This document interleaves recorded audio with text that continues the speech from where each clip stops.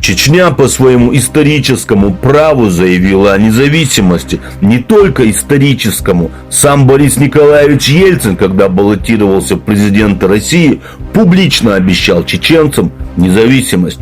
Обещал, чтобы получить поддержку, а когда сел в кресло, просто предал. И началось. Ваш пьяный правитель Ельцин, алкаш и предатель, развязал жестокую кровопролитную войну не против бандитов, а против целого народа. На города и села Чечни полетели ракеты класса «Земля-Земля». Бомбы кассетные, фосфорные, игольчатые, запрещенные международной конвенцией. Грады, ураганы, все это падало не на военные базы. Они падали на больницы, школы, садики, рынки, жилые дома. Грозный, Алды, Самашки, Гудурмес, Серновоз, список сел и городов, выжженных дотла, можно продолжать бесконечно. Сотни тысяч мирных жителей были убиты. Десятки тысяч детей погибли. Это был не конфликт, это был хладнокровный, циничный геноцид. Ты спрашиваешь про Буденновский Беслан. А почему из вас, имбецилов, никто не спрашивает, зачем они это сделали, по какой причине?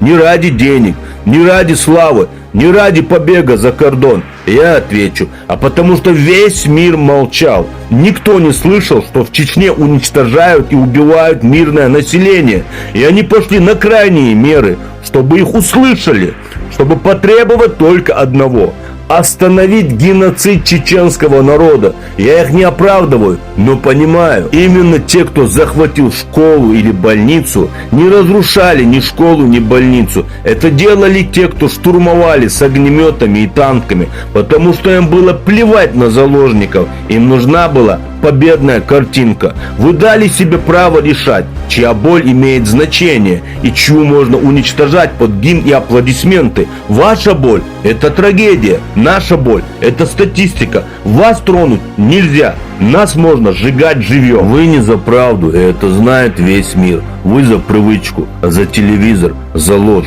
Вы за то, чтобы убивать безнаказанно. У вас нет морали, нет чести, нет благоразумия. Вы делите кровь на свою и чужую, а потом еще хвастаетесь за грудь и орете. Это терроризм. Теперь понятно, почему чеченцы шли воевать. Почему чеченцы защищали свою родину. Почему чеченцы жертвовали собой за справедливость, за братьев и сестер, за своих матерей, за честь, против оккупантов, против палачей, против вранья, против убийств, против пыток.